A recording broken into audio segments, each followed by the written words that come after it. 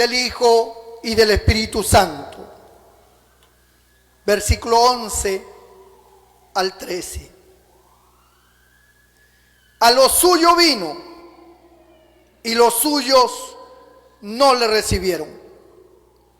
Mas a todos los que le recibieron, a los que creen en su nombre, les dio potestad de ser hechos hijos de Dios, los cuales no son engendrados de sangre, ni de voluntad de carne, ni de voluntad de varón, sino de Dios. Señor, bendiga su palabra. Pueden sentarse sin dejar de alabar y de bendecir al Señor. Aleluya. Gracias. Gracias te damos, Señor.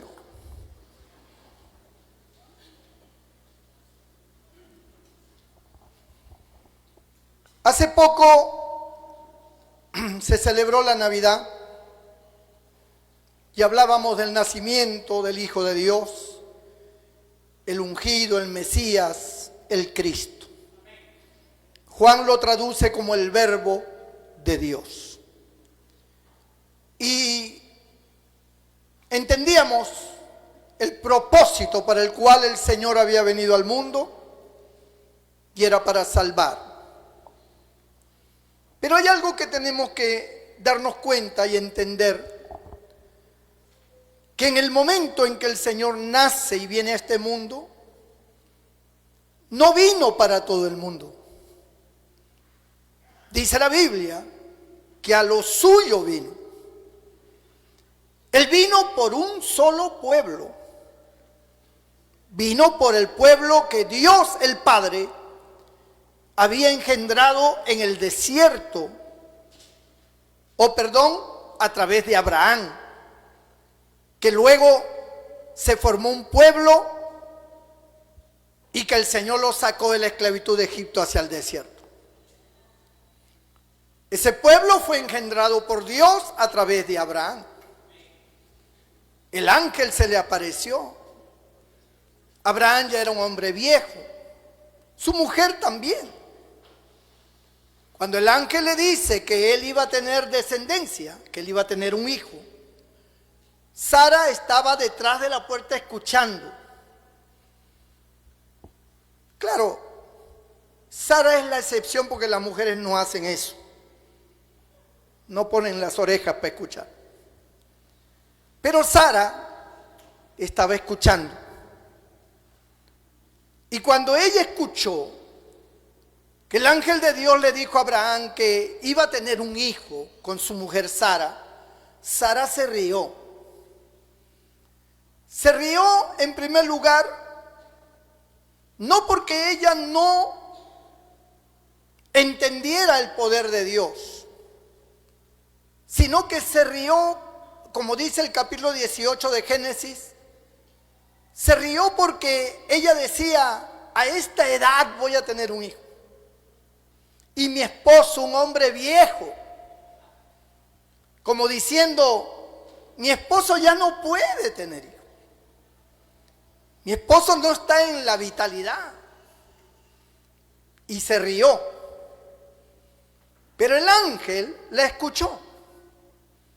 Y le dice a Abraham: ¿por qué se ha reído tu mujer Sara? ¿Acaso hay algo imposible para Dios? Y la hizo pasar. Y Sara dijo: yo no me he reído, porque dice que tuvo miedo de decir que se había reído. Pero el ángel, medio enojado, le dijo: tú te has reído. Hermano, si un ángel se enoja, ¿cómo no se va a enojar su pastor? Bendito sea el Señor.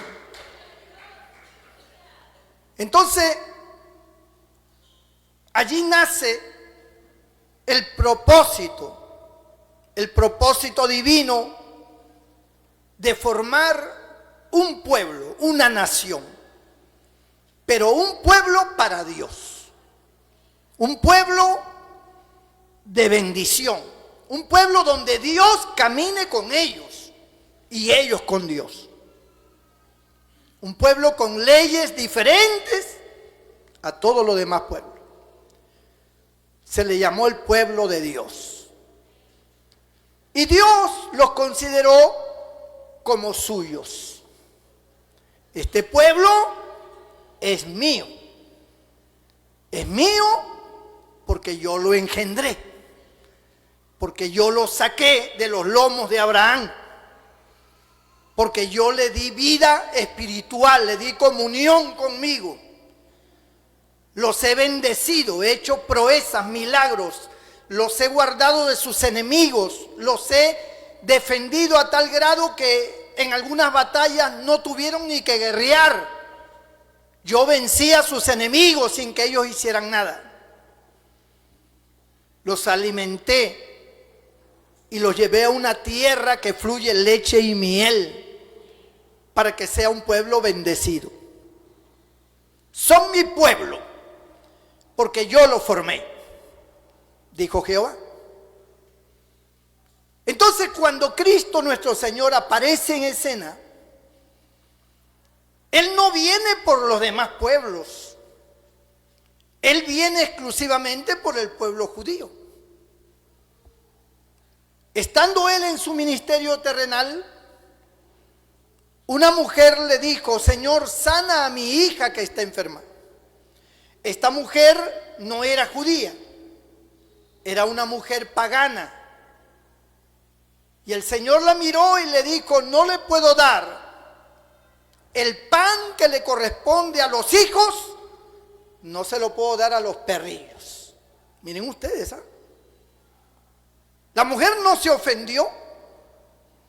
La mujer dijo: Señor, pero aún los perrillos comen de las migajas que caen de la mesa de los amos. Bendito el nombre del Señor. Y el Señor se conmovió y dijo: de cierto os digo que no he hallado tanta fe. Ve, tu hija está sana. Pero esa experiencia y esas palabras del Señor reflejaban el propósito para el cual Él había venido. Él no había venido por el pueblo gentil. El pueblo gentil eran todas las naciones que no eran judías, que no eran hebreas o que no eran de Israel. Solo Israel, esa pequeña nación en medio del mundo, era el pueblo de Dios. Los demás que cubrían toda la tierra no eran del pueblo de Dios, eran del pueblo pagano. Adoraban otros dioses, vivían conforme a sus leyes. Y cuando Cristo viene, viene por ese grupo, por ese pueblo de Israel. A lo suyo vino. Entonces, miren ustedes, porque quiero que entiendan algo. Cuando Cristo viene, Él no se encuentra con un pueblo como nosotros. ¿Qué quiero decir como nosotros? Que nosotros en nuestra vida pagana hemos adorado a otros dioses, hemos creído en Dios a nuestra manera, hemos vivido a nuestra forma sin la ley de Dios. Los templos no eran muy apetecibles para nosotros. Unos más entregados que otros, especialmente las abuelitas, las mujeres en las que más iban a la iglesia.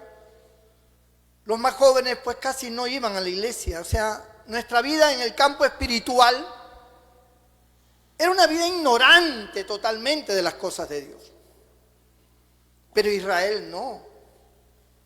Cuando Cristo llega, Él enfrenta a un pueblo, primeramente, que no era un pueblo ignorante, era un pueblo conocedor de las cosas de Dios y de la ley de Dios, y esa ley se la había dado Dios. En otras palabras, ellos estaban en la verdad, ellos tenían la verdad, tenían la palabra de Dios, vivían conforme a la palabra de Dios.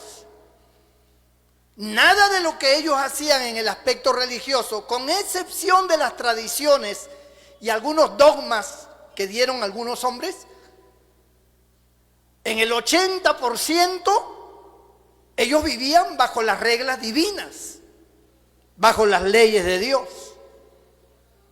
Y eso indicaba que era un pueblo que estaba bajo la verdad.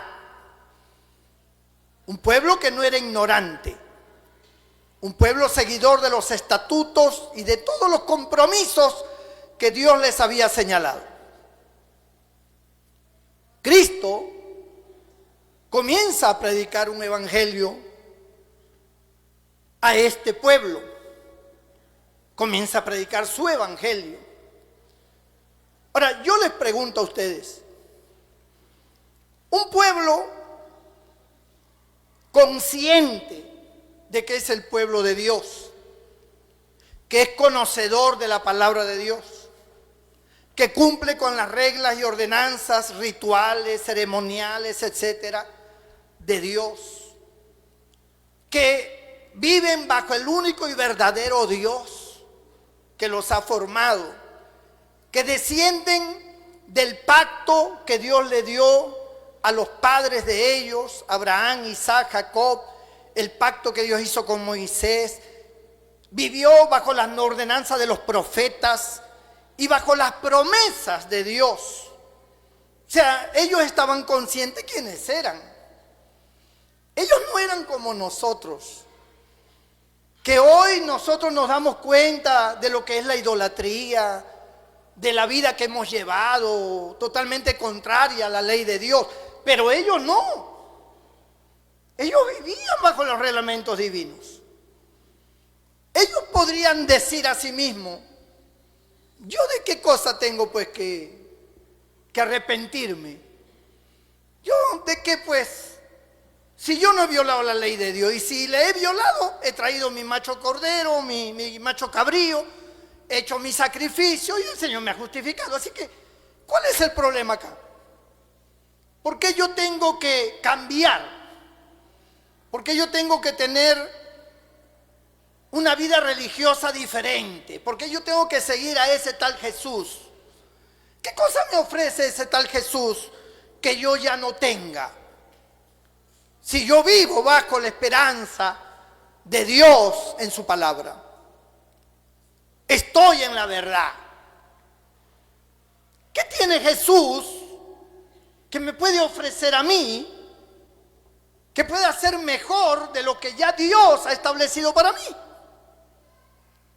Porque yo no soy un hombre ignorante de Dios. Vuelvo a repetir, pertenezco al pueblo de Dios. Soy uno más del pueblo de Dios. Entonces uno se pregunta, ¿verdad?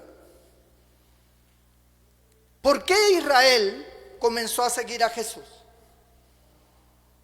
¿Por qué tuvieron ese deseo de dejar las sinagogas, de dejar el templo a donde ellos acudían, que era lo más sagrado para ellos, para seguir a Jesús? ¿Qué pasaba? ¿Qué había en Jesús? Cuando nosotros leemos San Juan capítulo 1, en el versículo 1 dice: en el principio era el verbo, que también se traduce en el principio era la palabra. Y el verbo era con Dios, o la palabra estaba con Dios. Y el verbo o la palabra era Dios. En el verso 14 dice: y aquel verbo fue hecho carne. Aquella palabra se humanizó. Muy bien. Principio número 1. Jesús no era un profeta, aunque profetizaba. No era un maestro, aunque lo era. No era un padre de Israel, aunque lo era, porque él dijo: antes de Moisés yo soy, antes de que Abraham fuese yo soy. Aunque lo era, no vino amparado por esos títulos.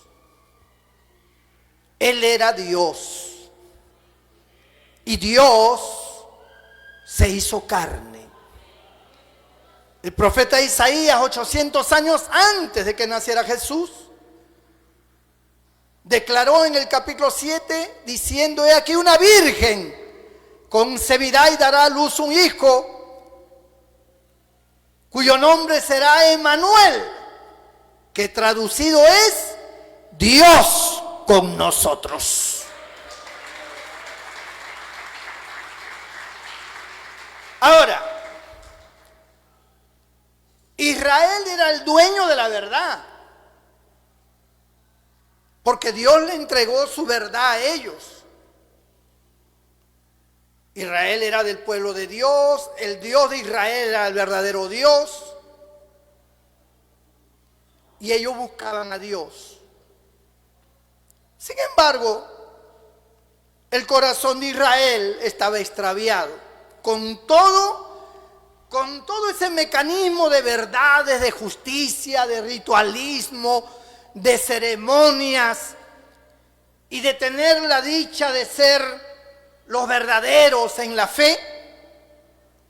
El corazón de ellos estaba extraviado, estaba perdido, confundido. La ley no había logrado libertarlos del pecado y siempre estaban en un corazón dañado. Una de las cosas que se refieren de Cristo es que Cristo vino a buscar lo que se había perdido. Cristo viene al mundo a salvar.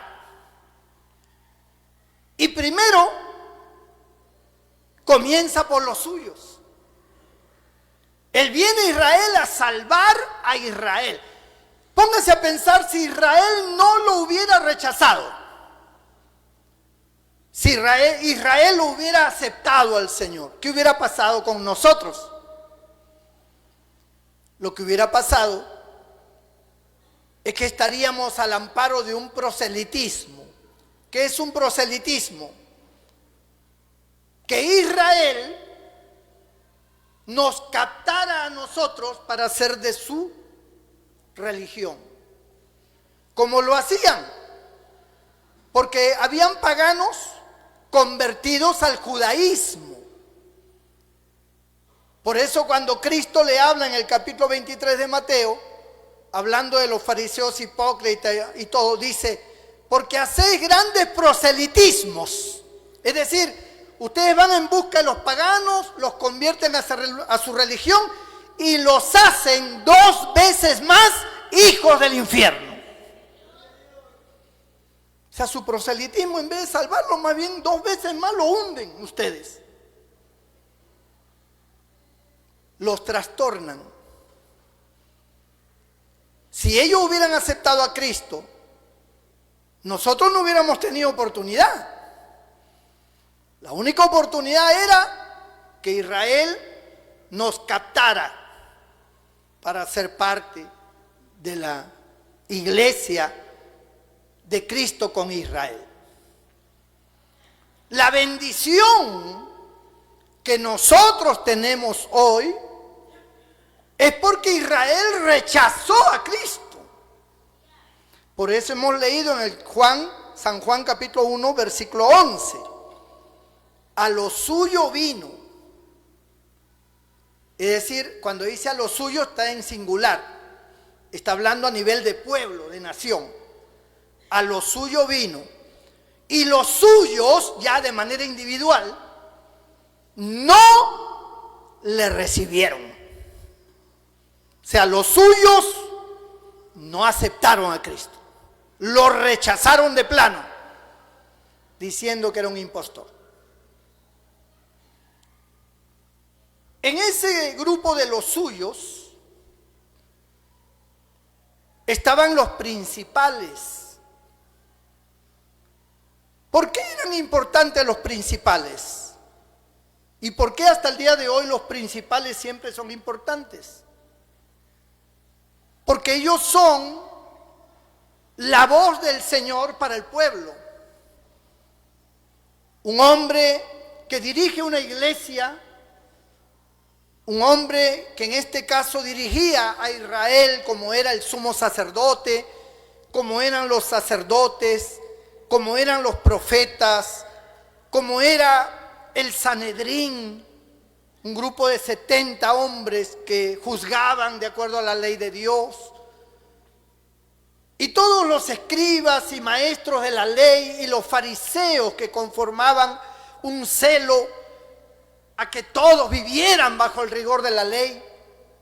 Todos estos principales eran importantes, porque el pueblo los respetaba y el pueblo obedecía a la voz de ellos. Dentro de este grupo de los suyos, principalmente estaban ellos, porque ellos eran los que iban a transmitir esa verdad, esa bendición, ese evangelio que Cristo proponía. Pero ellos lo rechazaron. Más bien el pueblo común aceptó, lo seguían. Pero si analizamos la Escritura, lo siguieron por un tiempo, luego lo rechazaron, porque todos dijeron: crucifica a Cristo y suelten a Barrabás. O sea, una gran cantidad de esas multitudes que habían seguido a Cristo y que decían: Hosana, bendito el que viene en el nombre del Señor, luego lo rechazan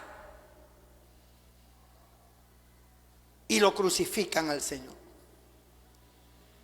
Pero los suyos estaban conformados principalmente por los líderes, que eran numerosos, los líderes.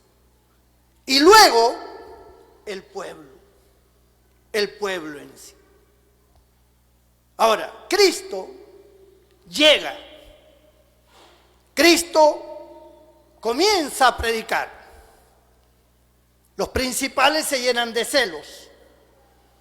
Al principio lo consideran alguien más que ha surgido por ahí con algunas ideas, pero luego se dan cuenta de que su palabra tiene peso y hay una autoridad en él diferente a cualquier hombre. Claro, él era el verbo, él era la palabra hecha carne, él tiene una investidura. Por eso cuando él está en la sinagoga, él lee al profeta Isaías y él dice: el Espíritu de Jehová está sobre mí, por cuanto me ungió Dios para dar libertad a los cautivos, libertad a los presos, para sanar a los enfermos, para anunciar el año agradable del Señor. Y él dice: hoy se ha cumplido esta profecía, porque esa profecía era dada al Mesías. Esa autoridad del cual él declara que estaba ya en las profecías bíblicas, él se las atribuye porque en él se cumplen. Y por eso es que en él, cada palabra, cada acción era sobrenatural. Ahora dice que él vino a los suyos. Cuando dice que él viene a los suyos, es un indicativo de buscar. Yo vine a buscar a los míos. Eso es lo que quiere decir. Vino a los suyos, vino a buscarlos para salvarlos y concretar en ellos lo que hoy es el Evangelio de Cristo. Ya no la ley, sino el Evangelio de Cristo, que es el Evangelio de la fe, el Evangelio del amor, el Evangelio de la gracia. Porque la ley iba a ser abrogada. El mismo Pablo declara que la ley era un ayo, es decir, un tutor, alguien encargado de cuidar a Israel hasta que viniera el Cristo.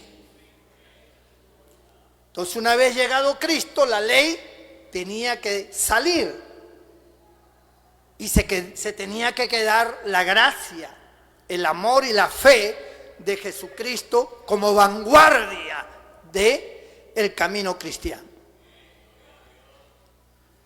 Los suyos le rechazaron, aun cuando reconocían que en él habían cosas que no se podían negar.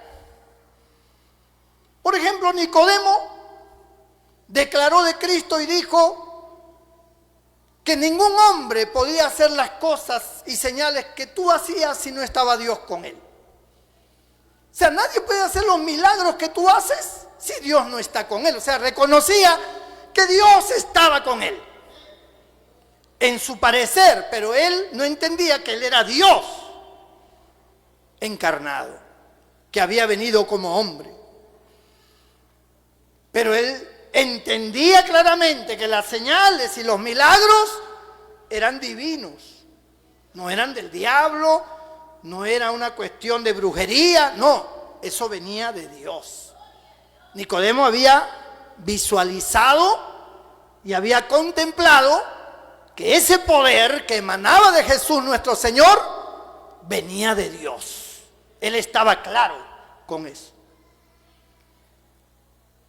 Otros, cuando Jesús resucitó a Lázaro, vinieron a los principales y le dijeron: ¿qué hacemos ahora? Porque ciertamente señal ha sido hecha de parte de Dios. Porque nosotros somos testigos de que un muerto ha resucitado estando enterrado 4 días. ¿Qué hacemos? Miren ustedes.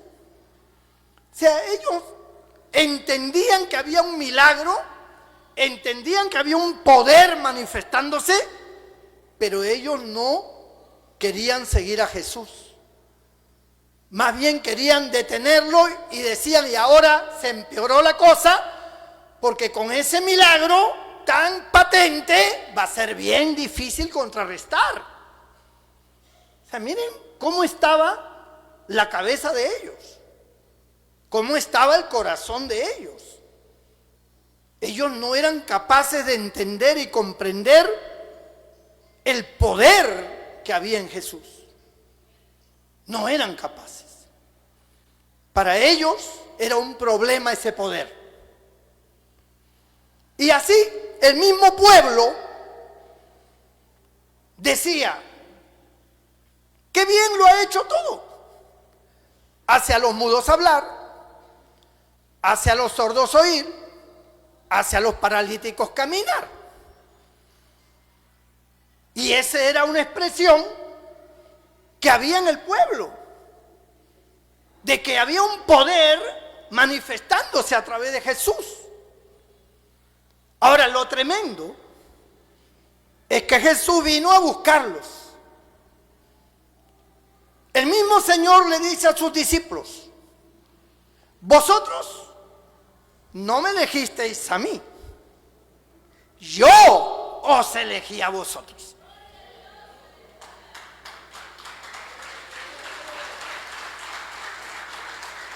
Ahora escuchen esto. A todos los que el Señor eligió, sus corazones estaban atrofiados. Ninguno de ellos era justo. Cuando aquel joven que era muy dedicado a la ley le dijo: maestro bueno, el Señor le dijo: ¿por qué me llamas bueno? ¿No sabes que no hay ni uno bueno? Solo mi Padre. Porque no había ni uno bueno. Pablo más adelante, en el capítulo 3 de 1 Corintios, o de Romanos creo, le dice: no hay justo ni aun uno. No hay ni siquiera uno. Todos se desviaron. Sepulcro abierto es su garganta. Sus pies se apresuran al mal, sus manos a derramar sangre. No hay justo ningún uno, dice el verso 10 en adelante de Romanos 3. Y en el verso 23 dice: por cuanto todos pecaron, todos fueron destituidos de la gloria de Dios. Todos pecaron. Juan, en su carta que él escribe antes de Apocalipsis, él declara y dice: el que dice que no tiene pecado, le hace a Dios mentiroso. ¿No? Como diciendo, todos acá somos pecadores. Quiere decir que cuando el Señor vino a lo suyo, el Señor estaba consciente que eran pecadores. Él no los escoge porque miró que para el futuro fulano de tal iba a ser una bendición. No, no, no. Ellos sin Cristo no eran nada. Sin mí nada podéis hacer, se lo dijo él. No había ningún futuro. El futuro no estaba en ellos, como el futuro no está en nosotros. El futuro está en el Cristo que está en nosotros, que es muy diferente. A lo suyo vino, los buscó. Él los buscó. Ahora, recuerden siempre, el Señor busca a los pecadores.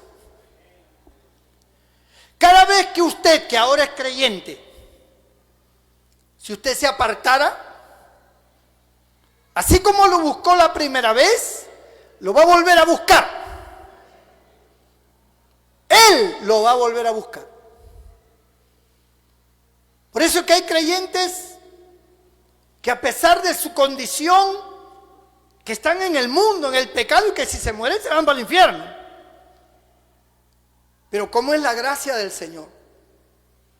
¿Cómo el Señor lo busca?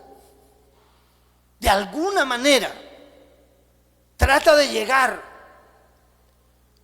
porque te considera suyo. Así como Jehová Dios dijo, este pueblo de Israel es mío. Jesús dice, esta iglesia, estos hombres y mujeres que yo he redimido con mi sangre, son míos. Por eso seguimos leyendo en el capítulo 1 de Juan, en el verso 12, donde dice: mas a todos los que le recibieron, a los que creen en su nombre, les dio potestad de ser hechos hijos de Dios. Es decir, estos los he engendrado yo. Dice el otro verso, verso 13, los cuales no son engendrados de sangre, ni de voluntad de carne, ni de voluntad de varón, sino de Dios. Es decir, este nuevo nacimiento, esta nueva persona que yo estoy creando, es producto del poder del Espíritu Santo, del poder de mi palabra, del poder de mi sangre. No hay intervención humana acá, ni siquiera de ellos, porque aún la fe que se despierta en ellos es producto de mi palabra, porque por ellos solos no pueden tener fe. Y hago un paréntesis en el tema de la fe. Nadie nace con fe. Nadie. La fe no es algo como el amor, no. La fe es un don de Dios. La Biblia dice, por ejemplo, que la fe viene por el oír la palabra de Dios. Es un don de Dios. La palabra de Dios genera en tu corazón y en el mío fe para creer. En ese momento se abren nuestros sentidos espirituales. Cuando el Señor comienza a tratar con nuestra vida a través de su palabra, se abren nuestros sentidos espirituales y aparece la fe. No es que nacemos con la fe. La fe viene de Dios, es un don, es un regalo. Y esa fe es depositada en nuestro corazón por la palabra de Dios que vive y permanece para siempre. En ese momento, nosotros tenemos el libre albedrío, reconociendo la verdad a través de esa fe que en ese momento se despierta en nosotros. Reconociendo la verdad, podemos elegirla, tomarla o rechazarla. Pero Dios abrió nuestro entendimiento por medio de la fe, por medio de su palabra. La fe viene por el oír la palabra de Dios. Así que ni siquiera se puede decir que nosotros hemos creído por nosotros mismos. No. Si no fuera por esa fe que Dios nos dio, no hubiéramos podido. Y a eso se le llama, ¿sabe cómo? Gracia. Por eso es que la salvación es un regalo, es una gracia. Es como cuando alguien te invita a una fiesta y tú dices, no puedo ir porque no tengo ropa para ir. No te preocupes, te ponemos la ropa. O sea, no hay excusa para que no vayas. ¿No tienes ropa? Te compramos la ropa. ¿Cuánto calzas? ¿Cuánto mides? Te compramos todo. De pie a cabeza. Ve a la fiesta. Eso es gracia. O sea, se te acondiciona todo para que estés presente. Tú no puedes por ti mismo, porque tú no tienes ropa. No tienes ni para el pasaje para ir. No tienes condiciones. Pero se te otorga todo. No hay problema. Te van a recoger de tu casa, te vamos a comprar la ropa, vístete bien, te vamos a comprar hasta perfume y te vas. Te llevamos. Ya si no quiere, ya pues, rechazó la gracia. Porque es un regalo. Lo que te están ofreciendo es un regalo para ti. Tú no eres el cumpleañero. Sin embargo, como si fueras el cumpleañero. Dios, nuestro Señor Jesucristo, nos regala esa fe para creer en Él. Nos abre los sentidos, nos muestra la verdad. El Espíritu Santo nos compunge y nos hace ver que somos pecadores. Nos redarguye por medio de la palabra de Dios. Y se despierta la fe en el Salvador. Y el Salvador dice, ven a mí, yo te perdono. No importa cómo tú estás, ni quién eres, ni lo que has hecho, ni hasta dónde hayas caído. Yo te levanto, yo te perdono, yo te limpio, yo te justifico, yo te doy vestiduras blancas. Yo hago fiesta en el cielo. Ven, cree en mí. Y aunque estés muerto, vivirás. Eso es gracia. No tienes que hacer nada, solo aceptar. Pero no hay nada que tú tengas que hacer como obra, solo aceptar lo que Cristo te está ofreciendo. Eso es la gracia. Entonces, cuando Cristo viene, Él buscó primeramente a sus seguidores. Se fue a orar al desierto y después que descendió, escogió a 12. Los escogió Él. Habían otros más que no los escogió. No estaba escogiéndolos para salvación. Estaba escogiéndolos para que lo siguieran en la labor que Él iba a realizar. No para salvación. Estos eran los que se iban a convertir en sus discípulos. Y dijo, tú, fulano, mengano. Dice, ahora vamos al puerto. Y en el puerto escogió a uno, al otro y así. Hasta que completó los 12. Y con ellos caminó. Pero habían otros. pero no los escogió para esa misión. A toda la gente, el Señor comenzó a traerle un mensaje de poder, acompañado de sanidades, de milagros, de tal manera que había una autoridad espiritual, y el pueblo lo reconoció y comenzó a seguirle por multitudes. También le habló a los principales, pero los principales lo rechazaron de plano. Porque los principales eran eruditos. Los principales eran conocedores de la ley, de las profecías y de tanta cosa. Toda la vida habían juzgado al pueblo con cuestiones de la ley. O sea, no eran gente sin entendimiento, tenían mucho conocimiento de la ley. Y para ellos, ese que estaba ahí no era el Mesías. El Mesías tenía que ser uno diferente, que viniera con caballo blanco, que viniera con poder y autoridad para vencer a los romanos.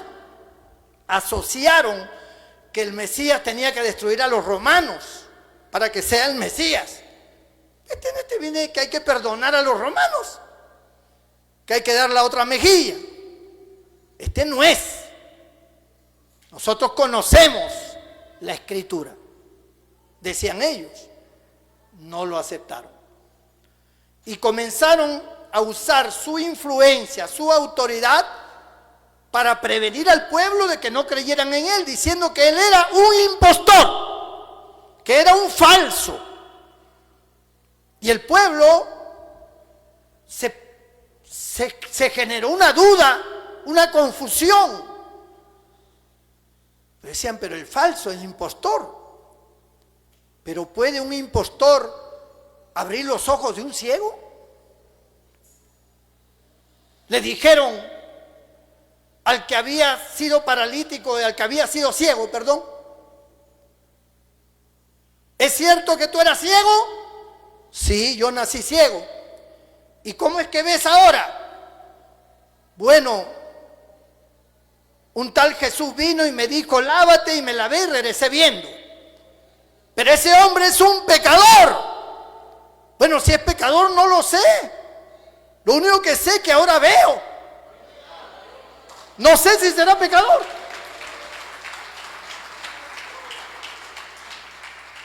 Trataban de revertir, de confundir, diciendo, ese es un pecador, ¿cómo tú le vas a seguir? ¿Cómo tú vas a hacerle caso? Pero es que ahora veo. Antes no veía. Y lo botaron del templo. Lo botaron de la sinagoga. No le dejaron entrar más. Y se le acerca el Señor y le dice, ¿crees en aquel que te dio la vista? Y él dijo, ¿quién es, Señor, para que crea en él? El que habla contigo, ese es. Y entonces se postró y dijo, creo, Señor. Y lo adoró. Bendito el nombre del Señor. Y de hecho se convirtió en un seguidor más. El Señor vino a buscar al pecador. Él sabía que ninguno de ellos tenía posibilidades de ser salvos. ¿Quién de nosotros tiene posibilidades de ser salvo por nuestra propia autoridad, por nuestra propia fuerza? Ninguno de nosotros. Cuando yo hablo así, pareciera como que no tuviéramos responsabilidad en nada. Pero yo no estoy hablando de vivir en el pecado. Lo que yo estoy hablando es que la salvación que tenemos ahora no ha sido condicionada por ningún tipo de acción nuestra, algún tipo de obra, como dice Efesios 2, no es por obras para que nadie se gloríe. O sea, la salvación que tenemos es auténticamente pura gracia, es gratis. No es por intervención humana, ni de sangre, ni de varón, dice la Biblia. Es gratuita, es gracia pura del Señor. Que ahora que estamos en el camino del Señor Y el conocimiento de la palabra de Dios nos lleva a tener nuestros sentidos para discernir entre lo bueno y lo malo. Ese es otro cantar. Pero yo hablo de la salvación del alma. ¿Y qué pasaría si usted se va al mundo? Usted se descuida y se pierde, se va al mundo. Entonces, si usted se va al mundo, diríamos, bueno, ya no hay nada que hacer por ti. Se acabó. Dios te dio la oportunidad, tú la rechazaste, a pesar de todo lo que el Señor ha hecho contigo, como Él te salvó, como Él te justificó, Él te bendijo, y ahora tú estás perdido.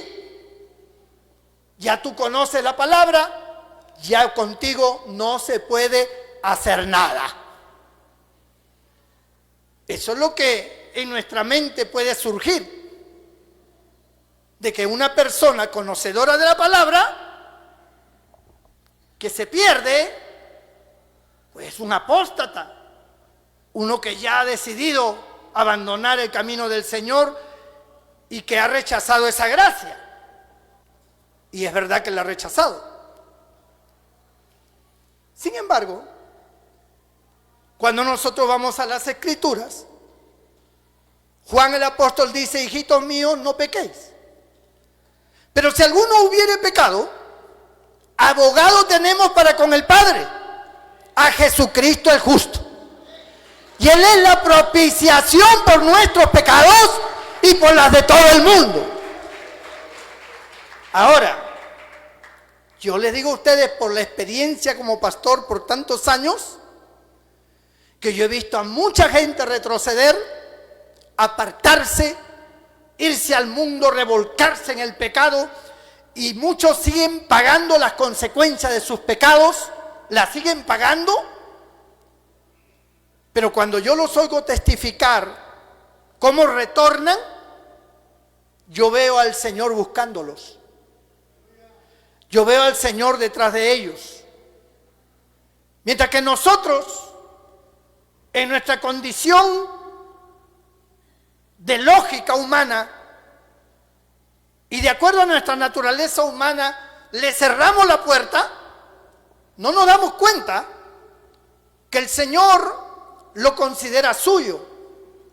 Pero ¿cómo lo va a considerar suyo si se apartó? Es que Él fue llamado, fue limpiado, fue hecho nueva criatura por el poder de Cristo. Y el Señor lo hizo suyo. Cuando Cristo vino a Israel, el Padre estaba contento porque dice, Él va a los míos, a mi pueblo. Pablo, cuando habla de Israel, dice, ¿ha desechado Dios a Israel? No, no lo ha desechado. Sino que por su rechazo de Israel a Cristo, siendo el buen olivo, sus ramas han sido cortadas para injertar al olivo silvestre, que es el pueblo pagano, para que disfrute de la savia que viene de Dios. Ha sido injertado. Pero cuídate, porque si tú siendo olivo silvestre, le habla a los paganos, a los gentiles convertidos, a nosotros convertidos, si tú siendo olivo silvestre, Dios tuvo misericordia y te injertó en el buen olivo, ¿no crees que con el verdadero olivo lo puede volver a hacer? Dios no ha desechado a su pueblo. Por eso es que al final de los tiempos encontramos a Israel salvo. Y todo Israel será salvo. Todo ojo le verá y todo Israel será salvo. Porque Dios los engendró. Es como tú tienes un hijo, una hija. El hijo puede portarse mal. Es más, el hijo te puede negar y decir, tú no eres mi padre. Yo a ti te odio, tú no eres mi madre, no quiero saber de ti. Pero esa acción no puede jamás quitar la realidad de que es tu hijo y de que tú eres su padre o su madre. Aunque lo niegue ella, aunque lo niegue él, aunque tú niegues a tu hijo, aunque tú niegues a tu hija, la realidad, la esencia no puede ser quitada. Es tu hijo, te guste o no te guste. ¿Me entiendes?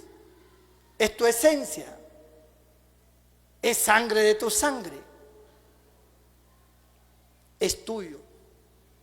No lo puedes, aunque lo niegues, no quita la realidad de que es tuyo. Si te hacen un ADN, va a salir que es tuyo. Y vas a tener que aceptarlo porque el ADN no miente. Y aunque tú digas, no, ese no es, el ADN sí es, Señor. Y la ley te obliga a que tú cumplas como papá o como mamá. Es tu ADN.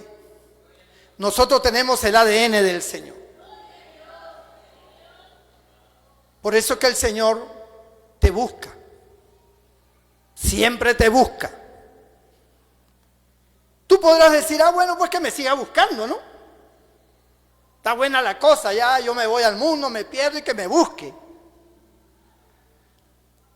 Hay algo que tú te olvidas y es importante entenderlo. Cuando tú eres del pueblo de Dios, cuando tú eres salvado por el Señor, hay una cobertura que garantiza que el enemigo no te puede quitar la vida. El diablo no le puede quitar la vida a ningún cristiano. No puede, aunque quiera. Dice que él vino a robar, a matar y a destruir, pero Jesús ha venido a darnos vida y vida en abundancia y el diablo no puede contra eso.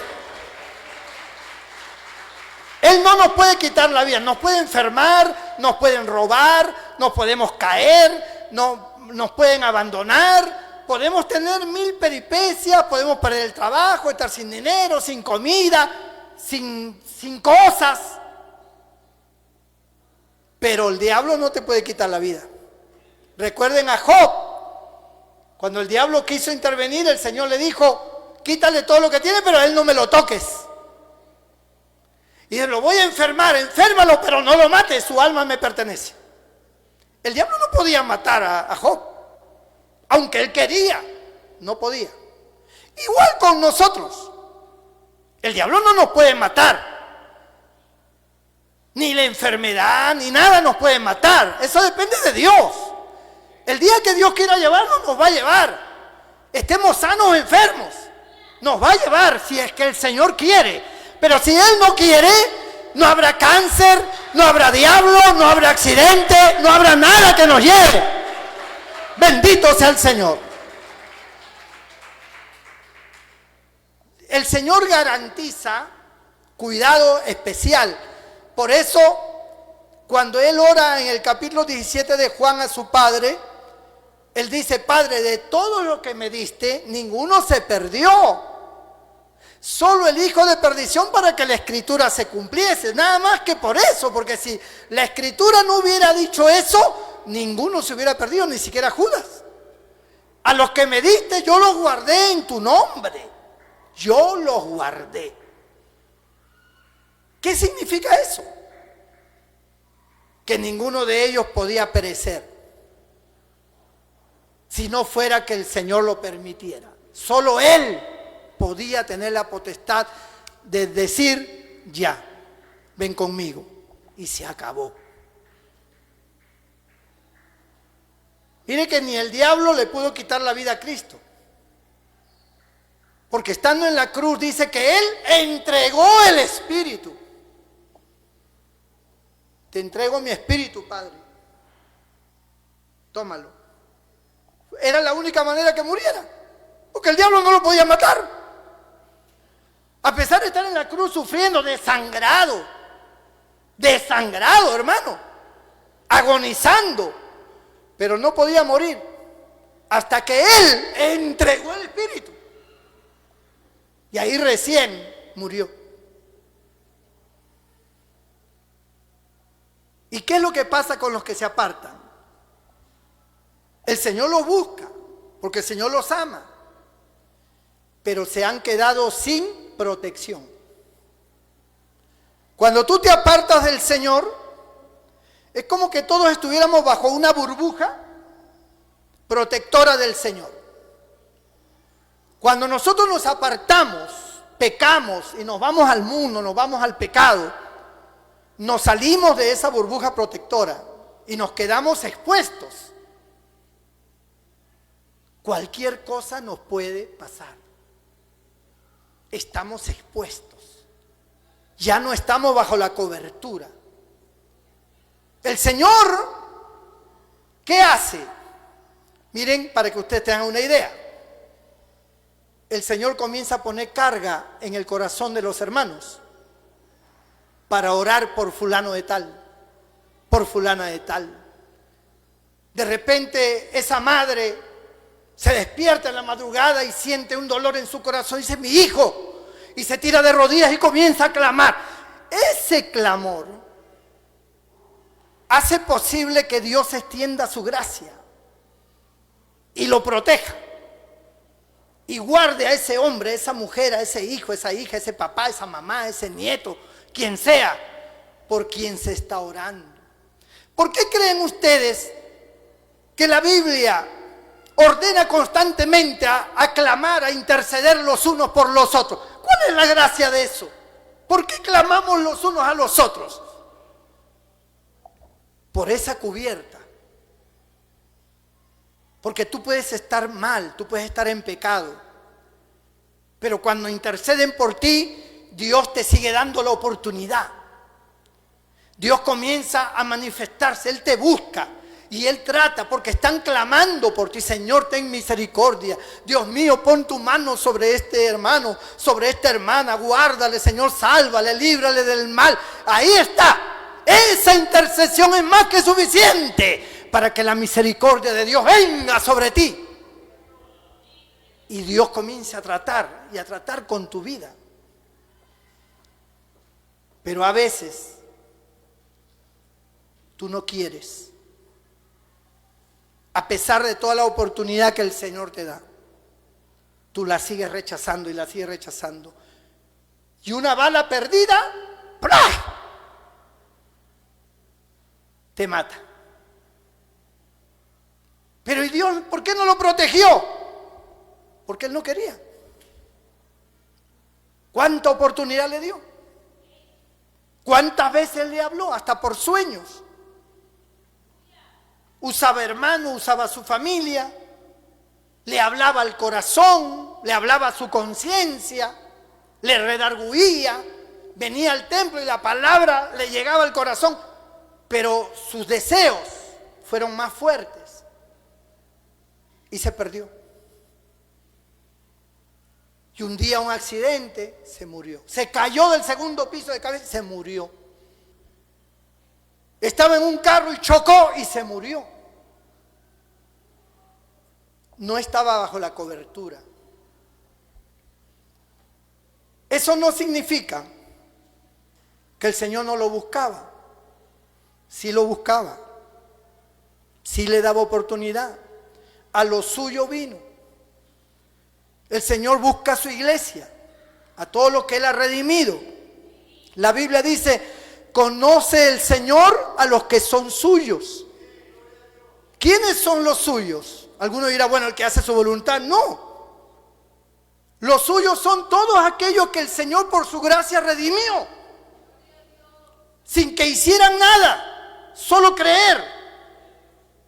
Esos son los suyos. Pero esos suyos se pueden perder si quieren porque tienen un libre albedrío. El Señor los busca, quiere salvarlos siempre. Recuerden, Él siempre va a buscar al pecador. Donde quiera que esté, lo va a buscar. Así esté en un prostíbulo, así esté en una cantina. Donde quiera que esté, el Señor lo va a buscar.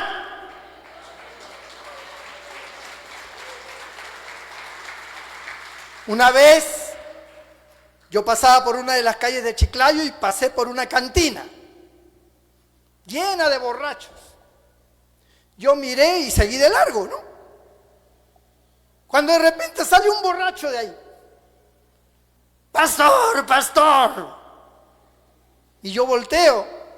Yo no lo reconozco a él, no sé quién sería. Parece que había sido un creyente. y me agarra del brazo y el pastor, no se acuerda de mí, pastor. Pues le digo, no me acuerdo. Pastor, yo sé que estoy mal. Ore por mí, pastor. Miren, y comenzó a llorar. Dice, yo sé que estoy mal. Yo sé que soy un pecador. Pero yo le suplico que ore por mí. Llorando me lo pedía. Yo le digo, ¿cómo tú te llamas? Fulano de tal. Te prometo que yo voy a estar orando por ti todos los días. Ve al templo, le di la dirección. Bueno, sí, conozco. Me despedí. Y aún yéndome yo, él seguía diciendo, ore por mí, pastor. Y se volvió a meter a la cantina.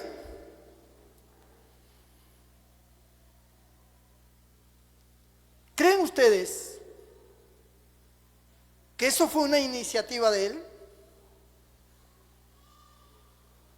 Aún estando borracho, el solo hecho de que me vio a mí pasar y sabiendo que yo soy pastor, el Espíritu Santo, hermano, el Señor, lo redarguyó. Recordó que él había sido cristiano y salió en busca de salvación. Fue la mano de Dios. Fue la gracia de Dios llevándolo para salvarlo, porque el Señor lo buscaba. Lo buscaba. Y así es. El Señor nos busca. Pero si ese hombre,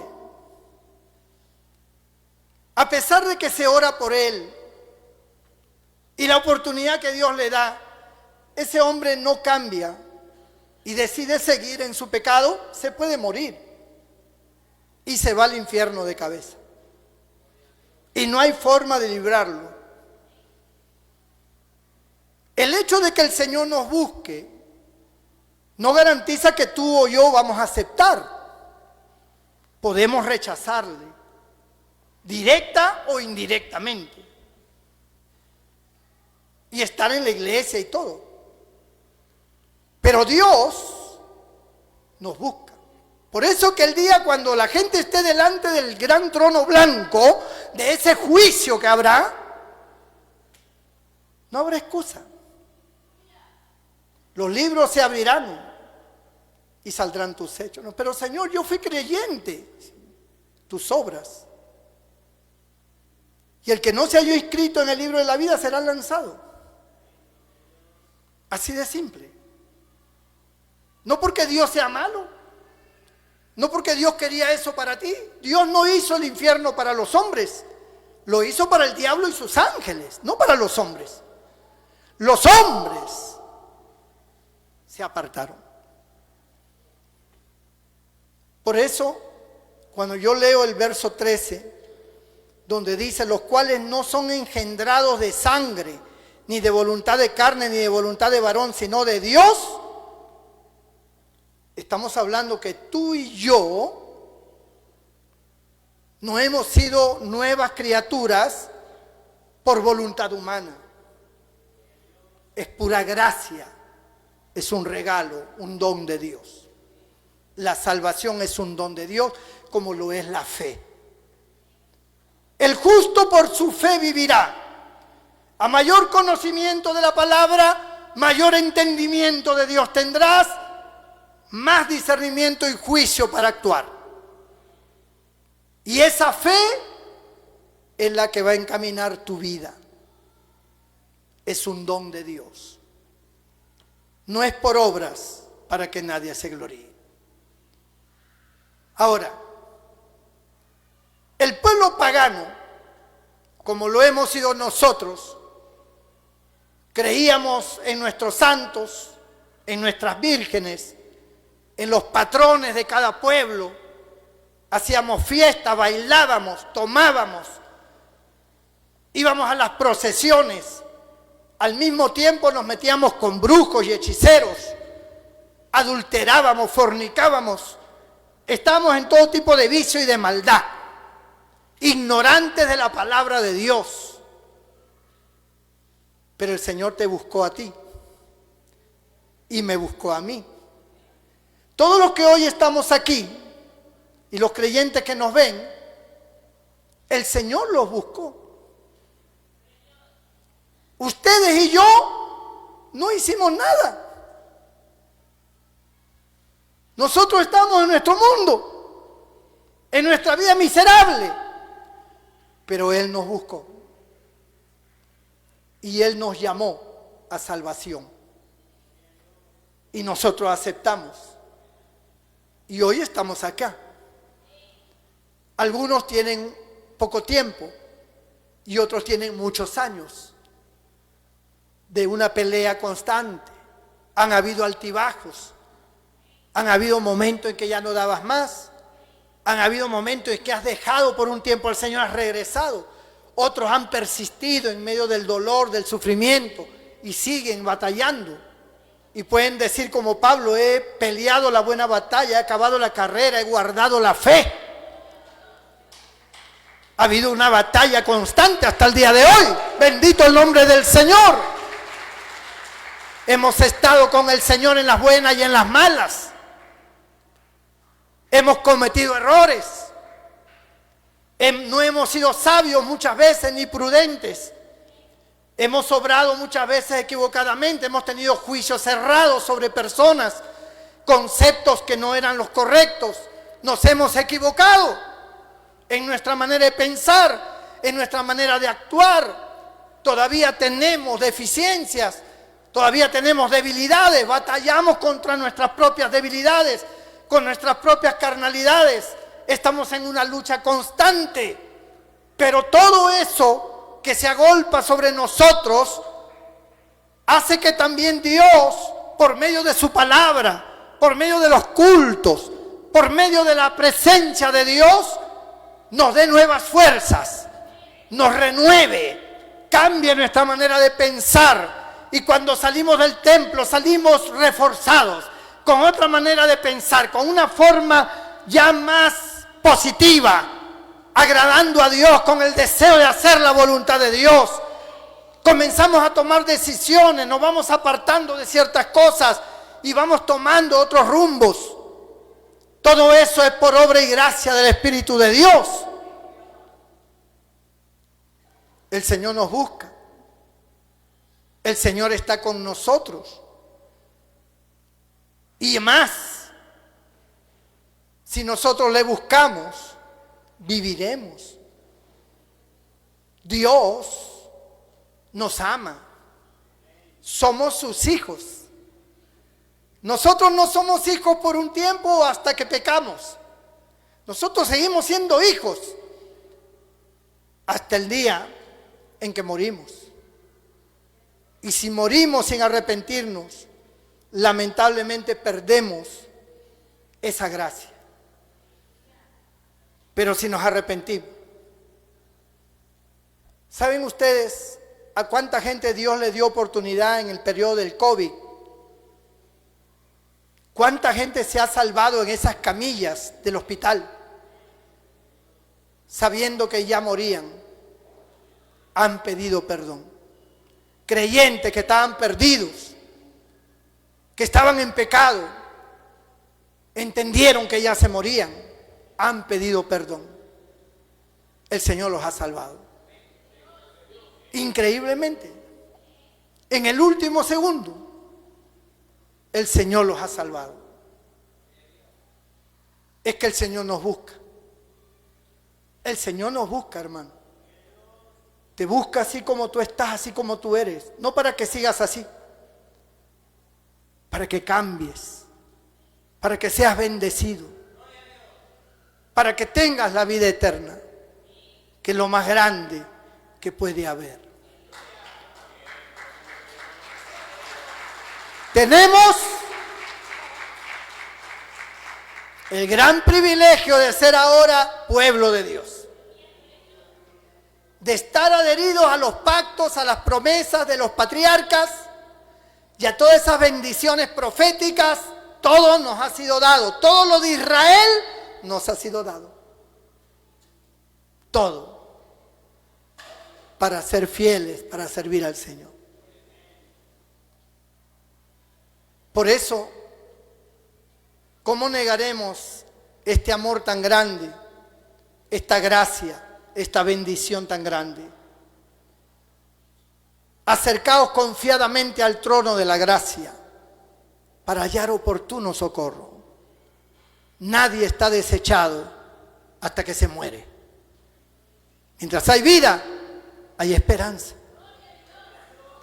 Y hoy el Señor te la está dando. Inclina tu rostro y cierra tus ojos allí donde estás.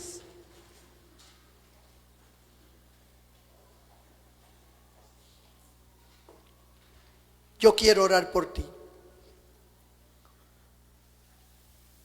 Pero antes de orar por ti, quiero leer una última porción de las Escrituras para ese pueblo gentil que no tenía oportunidad. Y dice Isaías 9, verso 1: mas no habrá siempre oscuridad para la que está ahora en angustia, tal como la aflicción que le vino en el tiempo que livianamente tocaron la primera vez a la tierra de Zabulón y a la tierra de Neftalí. Pues el fin llenará de gloria el camino del mar de aquel lado del Jordán en Galilea de los gentiles.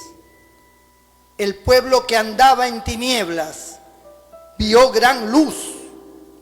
Los que moraban en tierra de sombra de muerte, luz resplandeció sobre ellos. Porque un niño nos es nacido, hijo nos es dado, y el principado sobre su hombro, y se llamará su nombre admirable, consejero, Dios fuerte, Padre eterno, príncipe de paz. Porque un niño nos es nacido, habla de su humanidad. Hijo nos es dado, habla de ser hijo de Dios. Un niño nació y era el hijo de Dios. Vino sobre los gentiles. Pueblo que andaba en tinieblas vio gran luz. Eso hemos sido nosotros. Nosotros estábamos en tinieblas y hoy vemos la gran luz del Señor, la gran misericordia. Si tú entiendes que estás alejado del Señor, que tu vida espiritual no corresponde, acércate a Él, porque Él te busca siempre y siempre te llama a la reflexión. Hoy es el día aceptable. Hoy es el día de salvación. Si hay alguien que diga: pastor, ore por mí, levanta tu mano derecha, yo haré una oración por ti en esta hora. Dios te bendiga, Dios te bendiga, Dios te bendiga, Dios te bendiga, Dios te bendiga. Muchas manos se levantan. Dios te bendiga. Todo el que levantó su mano, póngase de pie. Allí donde está.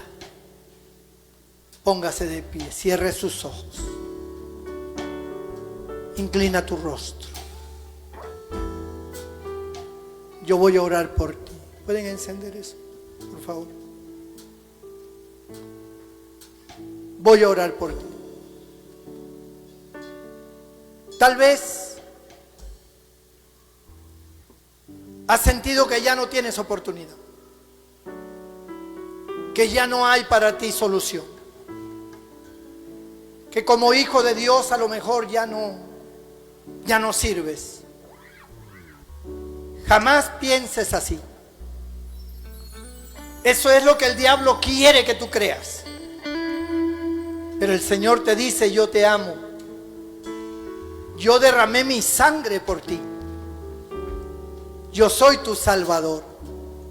Y yo no te dejaré ni te desampararé. Aunque tú me niegues, yo no te negaré. Aunque tú me dejes, yo no te dejaré. Yo siempre estaré allí buscándote. Y hoy Él te perdona. Si tú de corazón vienes a Él, Él te perdona. Toda la iglesia se pone de pie y me ayuda a orar por todas estas vidas. Bendito sea el nombre del Señor.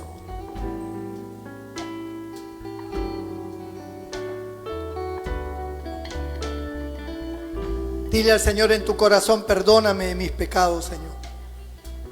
Yo me vuelvo a ti, yo me acerco a ti de corazón. Perdóname. Mientras tú se lo dices, yo oro por ti junto con los hermanos. Amado Dios y Padre Celestial, mira cada uno de mis hermanos y hermanas que hoy han levantado sus manos porque sienten que están lejos de ti. Pero tú, Señor, eres grande en misericordia, grande en amor. Y tú les has mostrado hoy lo mucho que tú los amas y que tú no los dejarás tranquilos, porque tú diste tu sangre, tú derramaste tu vida por todos nosotros. Señor, salva estas vidas. Señor, rompe esas cadenas y ataduras que el diablo ha puesto. Todas esas ataduras que no los dejan ser libres, en este momento se rompan. En este momento caigan esas cadenas. En estos momentos se produzcan liberaciones en la mente, en el corazón, en el alma.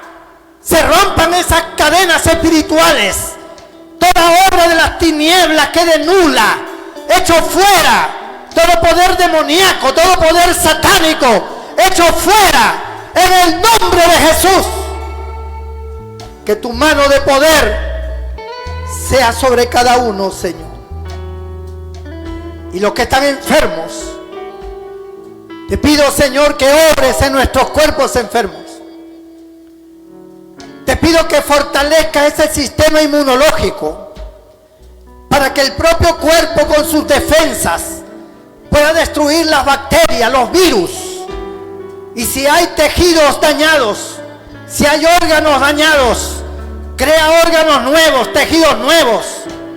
Si hay huesos que están dañados por la artrosis o por diferentes enfermedades, Señor, sea cancerígenas, o sea, tal vez, Dios mío, de cosas que hacen crecer como picos del oro y que generan tumores.